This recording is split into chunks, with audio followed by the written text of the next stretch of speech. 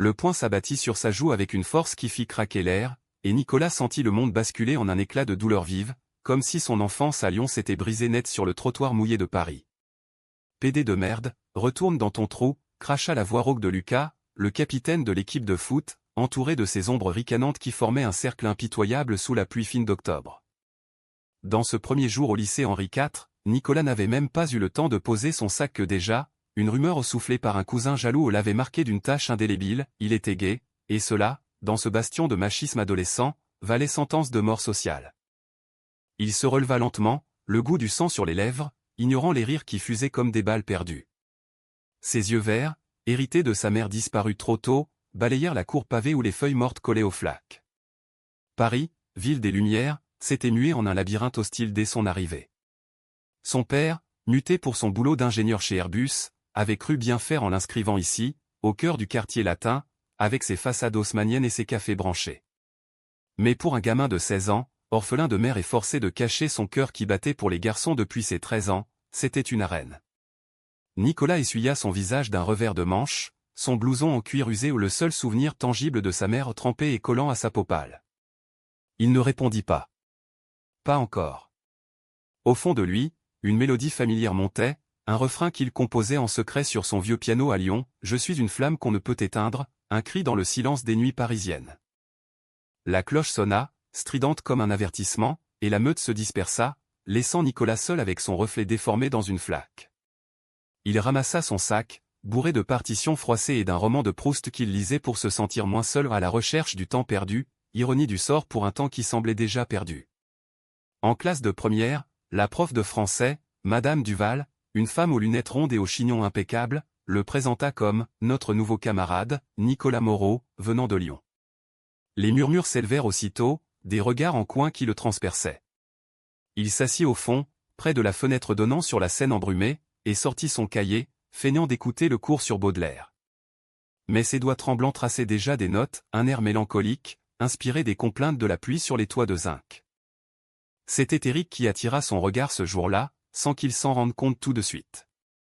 Assis 2 rangs devant, grand et athlétique, avec des cheveux noirs en bataille et un profil ciselé comme une statue grecque, Éric dessinait distraitement sur son brasero au nom, sur son cahier, des esquisses de guitares électriques. Fils d'un galeriste du Marais, il était le genre de garçon qui flottait au-dessus des clans, ni vraiment dans la bande de Lucas, ni dans les intellos. Ses yeux bleus, quand il se tournait vers la fenêtre, semblaient porter un secret, une mélancolie qui faisait écho à celle de Nicolas sans qu'il le sache encore. Éric ne rit pas lors de l'incident de la cour, il détourna simplement le regard, comme si la violence était un bruit de fond qu'on apprivoisait en ville. Les jours suivants furent un calvaire masqué. En cours de maths, des boulettes de papier atterrirent sur son pupitre, griffonnées de caricatures grossières, un garçon aux lèvres peintes, une flèche pointant vers « Salomon ». Nicolas les ramassait en silence, les glissant dans sa poche comme des trophées de guerre. Il mangeait seul à la cantine, un sandwich au jambon tiède, observant les groupes se former autour des tables en formica. Lucas et sa clique occupaient le centre, racontant des blagues sur les « PD » qui méritent une raclée. Éric, lui, était à la table des artistes, entouré de filles au piercing et de garçons qui parlaient de concerts indie au Bataclan. Parfois, leurs regards se croisaient, fugaces, et Nicolas sentait un frisson au pas de peur, mais d'une curiosité interdite. Un soir, rentrant à pied de l'école vers leur petit appartement près de Bastille, Nicolas s'arrêta devant un piano public sur le boulevard. C'était une tradition parisienne, ces instruments offerts aux passants par l'association jouent sur l'accordéon. Ses doigts effleurèrent les touches, et sans réfléchir, il entama la vie en rose d'Édith Piaf, mais en version jazz, ralentie, avec des accords mineurs qui transformaient la joie en une tristesse lancinante. Quelques passants s'arrêtèrent, une vieille dame avec son caniche, un couple de touristes japonais. Et puis, Éric apparut au coin de la rue, sac à dos sur l'épaule, rentrant d'un cours de guitare. Il s'immobilisa, hypnotisé par cette voix, une voix de velours rauque, qui montait des tripes de Nicolas comme une prière païenne. Pour la première fois, Éric le vit non comme le « nouveau », mais comme un mystère vivant. Le lendemain, en cours d'anglais, Éric se tourna vers lui pendant une pause. « T'étais au piano hier soir ?» demanda-t-il, voix basse, presque timide. Nicolas hocha la tête, le cœur battant. « Ouais. C'est ma façon de respirer. » Éric sourit, un éclat fugace qui illumina la salle grise. « T'as une voix de dingue. Genre, Billie Holiday meets Kurt Cobain. Ils parlèrent 5 minutes de musique, de Lyon versus Paris, des vinyles que Nicolas avait rapportés. Pour la première fois, Nicolas se sentit vu, pas jugé. Mais dehors, Lucas guettait, et la rumeur enflait, le PD essayait de draguer le beau gosse de la classe. La semaine passa en un tourbillon de notes volées et de silences complices. Nicolas composa une chanson pour Eric sans oser la lui chanter, « Tes yeux bleus comme la Seine en crue, noient mes peurs dans un océan de bleu ». Il la griffonna sur une serviette de café, la plia en avion et la lança vers la fenêtre de la classe, où le vent l'emporta vers la cour. Eric la ramassa plus tard, sans savoir qu'elle lui était destinée. Ce soir-là, seul dans sa chambre au mur tapissé d'affiches de David Bowie, Nicolas pleura pour la première fois depuis son arrivée. Pas pour les bleus sur son corps, mais pour ce désir qui le consumait, ce amour naissant qu'il craignait de voir piétiner. Un après-midi pluvieux, lors d'une répétition du club de théâtre où Nicolas s'était inscrit pour fuir la cour, Lucas et ses sbires firent irruption. Et, la diva, ricana-t-il, arrachant le script des mains de Nicolas. T'espères jouer Roméo? Avec qui, un mec? Les rires fusèrent, et un coup de pied le fit trébucher sur la scène. Eric, qui passait par là pour emprunter un projecteur, intervint sans réfléchir, lâche-le, Lucas. T'es pathétique. Un silence de mort s'abattit. Lucas le toisa, surpris. T'es avec lui maintenant, Eric? Le traître? Eric haussa les épaules, aidant Nicolas à se relever. Leurs mains se frôla, un contact électrique qui scella un pacte muet. Mais la nuit venue, Eric reçut un appel de son père, « Fils, j'ai entendu des ragots au sujet de ce nouveau. Évite les ennuis. On est en France, pas en Amérique avec ses folles parades. » Eric raccrocha, le ventre noué. Il aimait les garçons en secret depuis des années, mais l'admettre? C'était signer son arrêt de mort sociale. Pourtant, en repensant à la voix de Nicolas, il envoya un texto, « Café demain après les cours? J'ai une guitare. » Le café, le temps perdu, était un havre niché dans une ruelle du Marais, avec ses murs couverts de livres jaunis et ses tables en bois patinées par des décennies de confidences. Nicolas y arriva en avance, nerveux, ajustant son écharpe grise qui sentait encore le tabac froid de son père. Il commanda un chocolat chaud, trop sucré, et dessina des cœurs brisés sur la mousse. Quand Eric poussa la porte, apportant avec lui l'odeur de la pluie et d'une clope fraîche, le monde de Nicolas s'illumina comme un projecteur sur une scène obscure. « Salut, rockstar », lança Eric avec un clin d'œil, posant sa guitare acoustique sur la table. Ils parlèrent pendant des heures, oubliant le temps qui filait comme un métro bondé.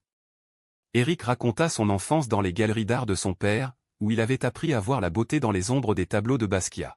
« J'ai toujours su que j'étais différent », avoua-t-il enfin, les yeux baissés sur les cordes de sa guitare. Mais ici, à Paris, c'est comme si on devait tous jouer un rôle.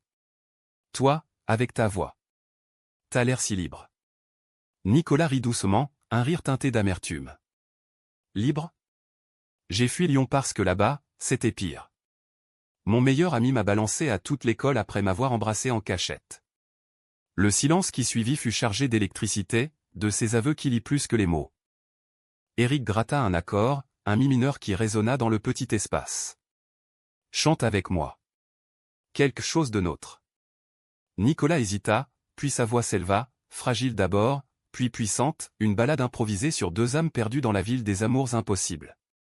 Tes doigts sur les cordes, mes lèvres sur le vent, on danse sur le fil d'un secret trop grand. Eric joignit sa voix rauque, et pour un instant, le café disparut où il n'y avait qu'eux, dans une bulle de musique et de regards qui se disaient tout. Quand la serveuse applaudit discrètement, ils rougirent comme des gamins. Dehors, la nuit tombait, les réverbères allumant des halos dorés sur les pavés luisants. Ils marchèrent côte à côte le long de la Seine, les épaules se frôlant par accident ou pas. « T'as déjà embrassé un garçon sous la pluie » murmura Eric, arrêtant Nicolas près d'un pont. Le cœur de Nicolas cogna comme un tambour. Pas encore.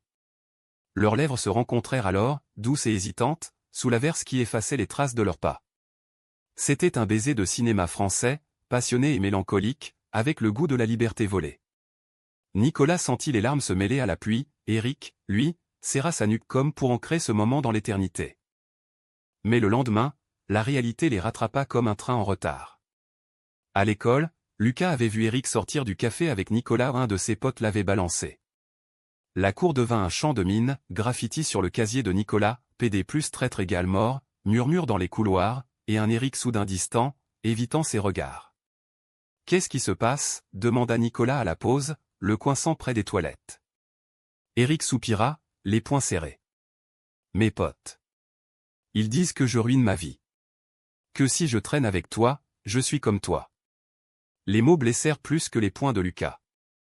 Nicolas recula, les yeux voilés. « Comme moi ? Un monstre, tu veux dire ?» Éric tenta de se rattraper, mais le mal était fait. Les jours suivants, Nicolas se replia sur lui-même, composant frénétiquement dans sa chambre.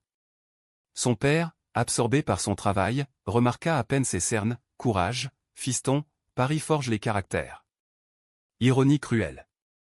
Au club de musique, dirigé par Monsieur Lefebvre, un prof barbu passionné de jazz, Nicolas auditionna en secret. Sa voix, chargée de cette douleur fraîche, fit pleurer l'assistant. « Tu as du feu, gamin. On te met sur la scène du festival de fin d'année. » Le festival interlycée, au théâtre de la ville, avec des scouts de labels indés. C'était sa chance prouvée que son talent n'était pas une faiblesse, mais une arme. Éric, rongé par la culpabilité, le suivit un soir jusqu'au parc des Buttes-Chaumont. Nicolas était assis sur un banc, grattant un air sur son téléphone.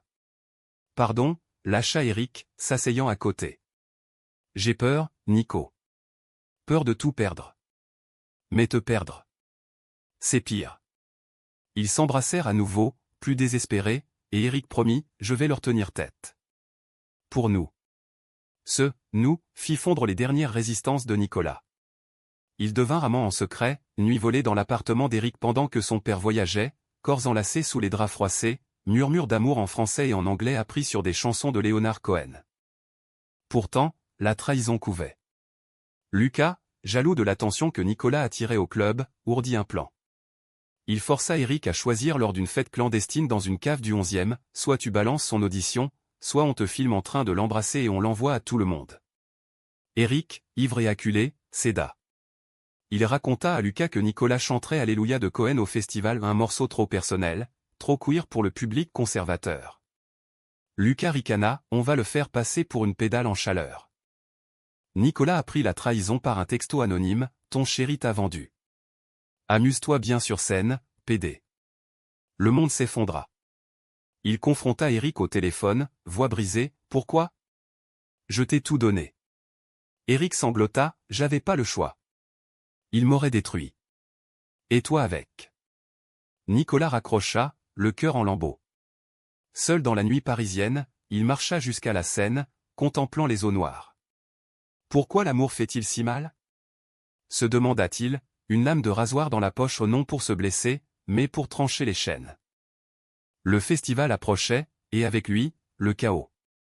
Nicolas répéta seul, sa voix plus rauque, plus viscérale. Monsieur Lefebvre le remarqua, qu'est-ce qui te ronge, fiston ? Nicolas éclata, le monde entier. Le prof posa une main sur son épaule, la musique guérit. Laisse-la parler pour toi. Les répétitions devinrent un sanctuaire pour Nicolas, un cocon de notes où la douleur se muait en catharsis. Le théâtre de la ville, avec son architecture néoclassique et ses lustres cristallins, semblait attendre son cri. Il y passait des soirées entières, après que son père, épuisé par ses blueprints d'avion, s'endormait devant la télé. « T'es sûr que c'est pas trop ?» demanda un soir son père, remarquant les partitions éparpillées. Nicolas força un sourire, « C'est ma vie, papa. Sans ça, je suis rien. » Son père, un homme bourru au cœur tendre, hocha la tête, comme ta mère. Elle chantait faux, mais Dieu qu'elle y mettait du sien. Éric, de son côté, sombra dans la culpabilité. Il évitait Lucas, traînant seul dans les rues du Marais, où les drapeaux arc-en-ciel des boutiques LGBTQ+ le narguaient. Il écrivit une chanson pour Nicolas au pardon dans le vent, amour brisé par la peur mais la déchira, incapable de l'envoyer. Ses amis, sentant le vent tourner, le laissèrent tomber, t'es faible, mec. Choisis ton camp. Seule Camille, une fille du club de théâtre aux cheveux teints en bleu, le soutint, l'amour, c'est pas un camp, Éric. C'est une révolution. Va le reconquérir. La veille du festival, le harcèlement atteignit son pic. Des appels anonymes, on va te lyncher sur scène, sale gay. Nicolas changea son numéro, mais le poison s'était insinué. Il ne dormit pas, revivant le baiser sous la pluie, la trahison comme un poignard. Pourtant, au lever du jour, il se leva avec une résolution farouche. Il appela Monsieur Lefebvre, « Je change de morceau. Quelque chose de brut. De vrai. » Le prof accepta, intrigué. Le jour J arriva sous un ciel gris de novembre, la salle comble d'élèves, parents et scouts. Nicolas, backstage, ajusta son micro, son blouson en cuir comme une armure. Eric était là, au 3e rang, le visage hagard, entouré de la clique de Lucas qui ricanait déjà. Quand le rideau s'ouvrit, Nicolas entra sous les projecteurs, seul avec sa guitare prêtée. Pas de bande-son, pas de chœur, juste lui. La foule murmura, « C'est le PD. » Il commença par un silence, un regard balayant l'assemblée. Puis, sa voix s'éleva, pure et tranchante, « Alléluia », mais pas la version lisse de Cohen ou une réécriture, où les paroles parlaient d'amour interdit, de corps brisés par la haine, de résilience queer. J'ai vu ton visage dans l'ombre de la peur, et j'ai chanté malgré les chaînes. Les notes montèrent, graves et puissantes, faisant vibrer les murs du théâtre. Les rires initiaux se turent, des larmes coulèrent dans la salle. Lucas blêmit, son plan de sabotage des sifflets orchestrés ou étouffés par la magie brute. Eric, les poings serrés, sentit son monde basculer. Chaque parole était un reproche, un appel. Au refrain, Nicolas croisa son regard, et chanta directement pour lui, « Love is not a victory march, it's a cold and it's a broken Alléluia ». La salle explosa en applaudissements quand il finit, debout ovation, les scouts notant frénétiquement. Monsieur Lefebvre le serra dans ses bras, « T'as conquis Paris, gamin. » Mais le vrai climax vint après. Dans les coulisses, Lucas surgit, furieux, « T'as eu de la chance, mais on n'en a pas fini. » Il leva le poing, mais Eric intervint, le plaquant au mur. « Touche-le encore, et je te balance tout. Ta petite fête, tes menaces au tout. » Lucas se débattit, mais la sécurité arriva, alertée par Camille. La police scolaire enquêterait, le harcèlement, enfin nommé, serait jugé. Nicolas, épuisé, s'effondra sur une chaise. Eric s'approcha, à genoux, « Nico. Je suis un lâche. Mais ton chant. Il m'a guéri. Laisse-moi réparer. » Nicolas le regarda, les yeux rougis. « Réparer? Ou juste penser ?» Eric prit sa main, les deux. « Et plus. Je t'aime. Pas en secret. Devant le monde. » Leur baiser, cette fois, fut public, des flashs de téléphone, des murmures approbateurs. La trahison n'était pas effacée, mais transmutée en force. Pourtant, la nuit n'était pas finie. Dehors, sous la pluie, Nicolas et Eric marchèrent vers le métro. « Et maintenant ?» demanda Nicolas. Eric sourit, « On compose ensemble. Un duo invincible. » Les semaines suivantes furent un tourbillon de rédemption et de reconstruction. Le festival propulsa Nicolas dans une lumière inattendue, un label indie, Jazz Libre, le contacta pour un EP. « Ta voix est un cri du cœur, gamin. On veut ton histoire brute, » dit le producteur au téléphone, un soir où Nicolas dînait avec son père. Ce dernier, fier pour la première fois, leva son verre, « À ta mère. Elle aurait adoré. » Eric, assis à côté, serra la main de Nicolas sous la table, un geste discret, mais chargé de promesses. À l'école, le vent tourna. Lucas fut suspendu pour harcèlement, sa clique se dispersant comme des feuilles mortes. Des affiches anti-bullying fleurirent dans les couloirs, inspirées par l'histoire de Nicolas anonyme, mais tout le monde savait. Madame Duval, en cours de français, disserta sur les fleurs du mal en liant Baudelaire à la résilience queer, la beauté naît souvent de la laideur, comme l'amour de la haine. Nicolas, au premier rang avec Eric, rougit sous le regard approbateur de la prof. Leur relation s'épanouit en secret joyeux. Eric emmena Nicolas dans les greniers de son père, où des toiles inachevées servaient de décor à leurs étreintes. « Peins-moi » murmura Nicolas un soir, nu sur un drap taché de peinture. Eric, pinceau en main, traça des lignes bleues sur sa peau, la scène, des notes de musique, un cœur, un violet. Leur amour était physique et spirituel, des nuits à composer, guitare contre piano, voix entrelacées dans des harmonies qui guérissaient les plaies. « On n'est plus fort brisé », chantait-il, un refrain qui devint leur hymne. Mais le conflit ressurgit sous une forme inattendue, la famille. Le père d'Eric, apprenant la relation par un ragot mondain, convoqua son fils. Dans le salon au mur blanc de leur appartement haussmannien, entouré de Warhol et de Banksy, il tonna « Un garçon ?» Avec ce nouveau qui fait scandale ? Tu ruines notre nom. Eric, dos droit, répondit « C'est mon nom, papa. Et Nicolas est mon avenir. » La gifle partit, sonore, mais Eric ne broncha pas, « Si tu le choisis, tu dégages. » Eric partit ce soir-là, sac sur l'épaule, atterrissant chez Nicolas. Le père de ce dernier, surpris mais compatissant, offrit le canapé, « L'amour, fiston, c'est comme un vol, il faut du courage pour décoller. » La trahison d'Eric, cette capitulation initiale revint hanter Nicolas lors d'une dispute. « Et si tu cèdes encore » cria-t-il un soir, après une répétition tendue. Eric, blessé, répliqua « J'ai tout perdu pour toi. Ma famille, mes amis. Qu'est-ce que tu veux de plus ? Mon sang ?» Ils se séparèrent furieux, dormant dos à dos. Mais au matin, Eric glissa une lettre sous l'oreiller, « Chaque cicatrice est une note de notre symphonie. Pardonne-moi d'être humain. » Nicolas pleura, puis l'embrassa, on grandit ensemble. Leur premier concert public arriva comme un exorcisme, une petite salle du 20e, le Badaboum, bondée d'ados curieux et de militants LGBTQ+. Nicolas chanta lead, Eric à la guitare, leur duo invincible, une ballade sur l'amour harcelé qui renaît captiva la foule. Des cris d'enthousiasme, des drapeaux arc-en-ciel, et au climax, Eric embrassa Nicolas sur scène, un geste qui fit hurler la salle. Les scouts revinrent, contrat en vue, tournée en province. Pourtant, la BKCH guettait. Une nuit, après un show, Lucas au dehors sous caution les attenda dans une ruelle. « Vous croyez que c'est fini ?» grogna-t-il, un couteau à la main. Eric s'interposa, et la lame entailla son bras au pas profond, mais sanglant. Nicolas hurla, appelant à l'aide tandis que des passants accouraient. Lucas fut arrêté pour de bon, mais Eric, pâle à l'hôpital, murmura « C'est ma faute. J'ai tout déclenché. » Nicolas, tenant sa main, répondit « Non. C'est notre victoire. » La cicatrice devint un tatouage partagé, une note de musique sur leurs avant-bras, symbole d'un amour forgé dans le feu. L'hiver enveloppa Paris d'un manteau de givre, transformant la ville en un décor de conte où l'amour triomphait des ombres. Nicolas et Eric, désormais inséparables, signèrent avec Jazz Libre. Leur épée, Écho brisé, sortit en mars, une collection de ballades queer qui grimpa dans les charts indés. Les critiques parlèrent une voix générationnelle, un duo qui redéfinit la résilience française. Des invitations affluèrent, passage au Olympia, interview sur France Inter où Nicolas raconta son harcèlement sans phare. « Être gay, c'est pas une malédiction, dit-il à la caméra, Eric à ses côtés.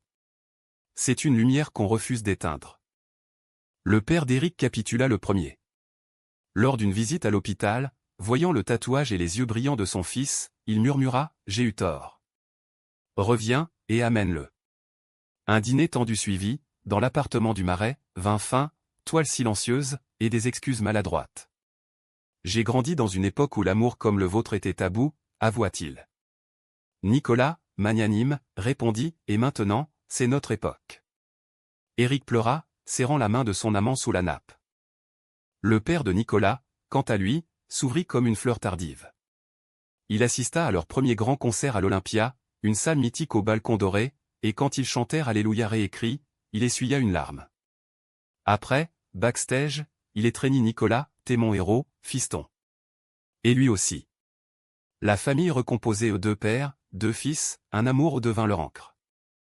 Mais le vrai humanisme naquit dans les petites victoires. Nicolas fonda un atelier musique au lycée, pour les gosses harcelés, où Eric enseignait la guitare.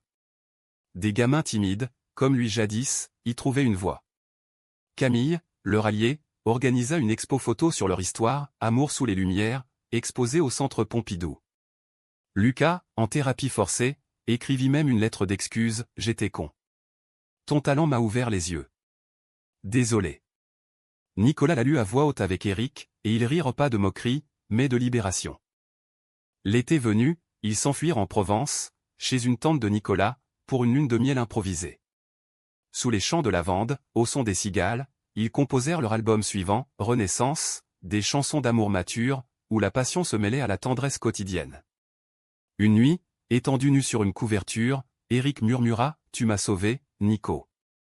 Pas juste de Lucas, mais de moi-même. » Nicolas, traçant des cercles sur son torse, répondit, on s'est sauvés mutuellement.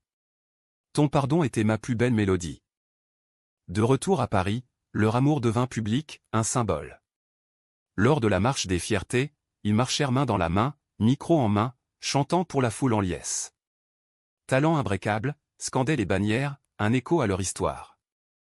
Nicolas, regardant Éric danser sous les confettis arc-en-ciel, sut que le harcèlement n'était qu'un chapitre, le leur était une épopée. Des années plus tard, marié civilement dans une mairie du 4e, entouré de familles unies et d'amis acquis, Nicolas repensa à ce premier point dans la cour. « Regarde-nous » dit-il à Éric lors de leur nuit de noces, dans un hôtel surplombant la Seine. De la boue aux étoiles. Éric l'embrassa, voix rauque, et on chantera jusqu'au bout.